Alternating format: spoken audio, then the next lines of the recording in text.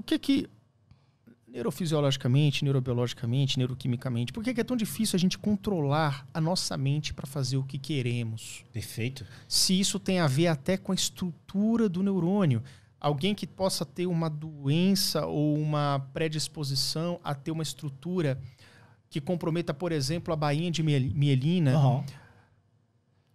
As pessoas querem fazer, sabem o que tem que fazer, mas não faz. Então, por isso que o papel da pesquisa é tão importante quanto. Uhum. O que a gente já sabe?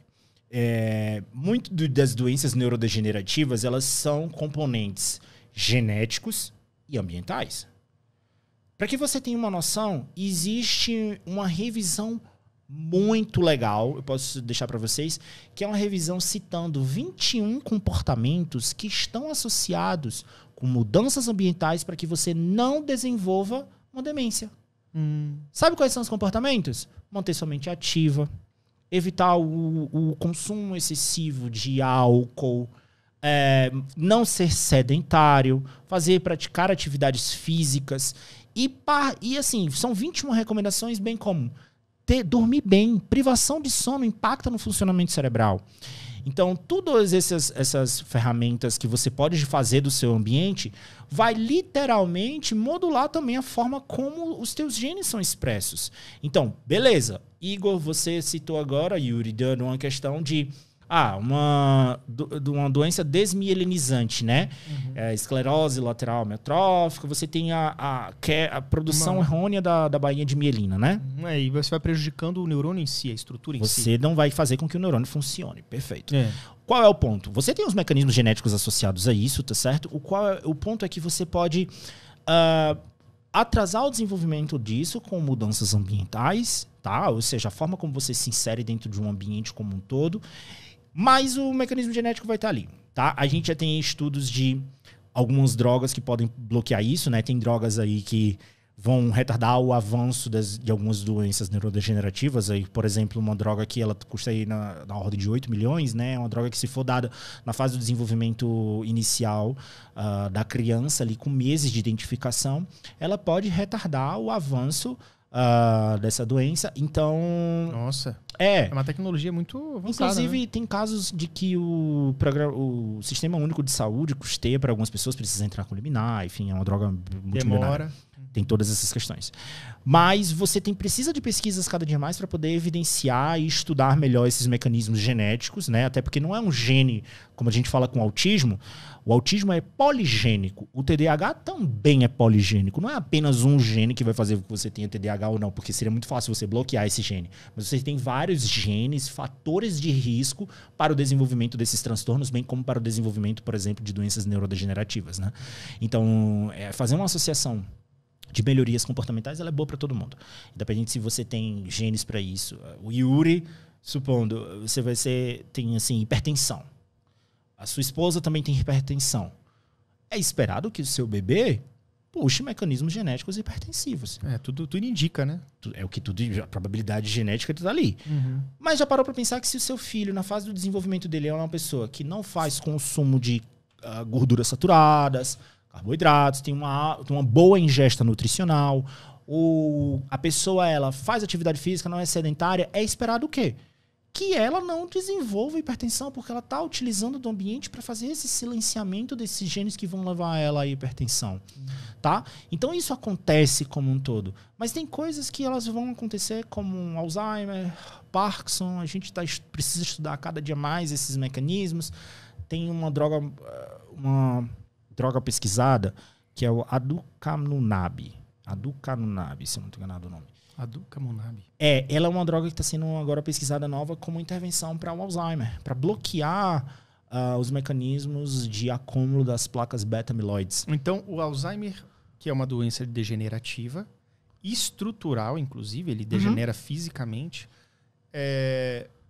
Existem drogas que podem retardar? Então, tem um estudo de uma droga chamada ducaminab que ela pode retardar e fazer com que as placas beta-amiloides elas não se formem. Porque, assim, quando a gente fala de Alzheimer, a gente está falando de... a principal teoria que explica o Alzheimer é o da proteína tau. Existe uma proteína que faz a manutenção do axônio do neurônio.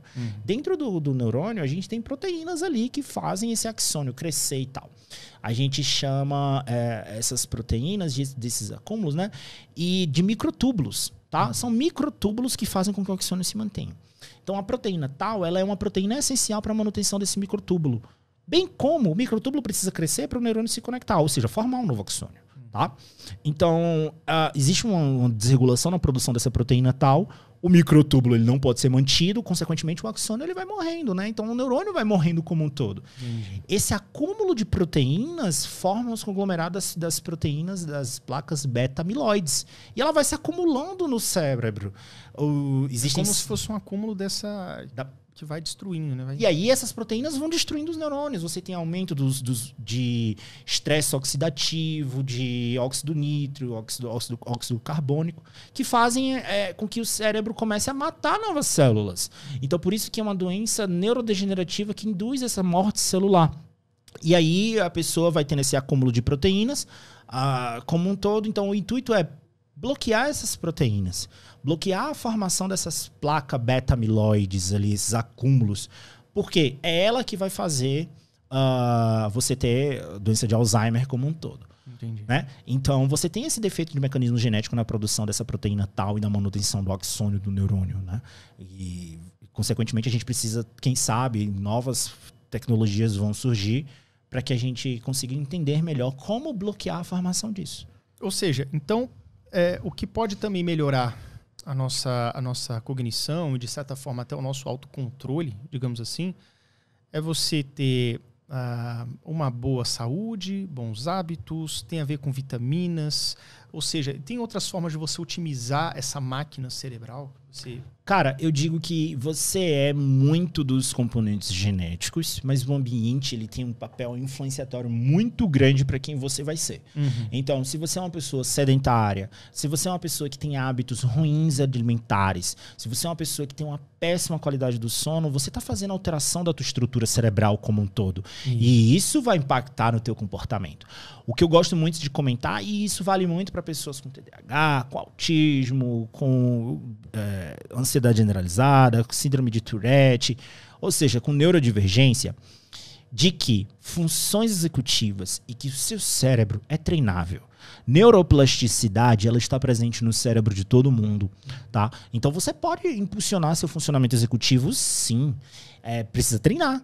Precisa estimular o teu cognitivo para isso. E que isso vai ter um alto impacto no teu desempenho de performance cerebral. Né? Então, como é que eu tenho uma boa performance na prova que o Yuri vai me aplicar agora? Poxa, será que eu dormi bem? Será que eu convivi bem com o meu estresse, com a minha ansiedade? Porque isso pode impactar no meu desempenho na hora da prova. Ou seja, com o desempenho da minha atividade cerebral associado ao meu comportamento naquele momento. Então, a performance cerebral, ela tem esses múltiplos fatores que vão influenciar para que você tenha boa capacidade conectiva cerebral e um bom comportamento naquele momento.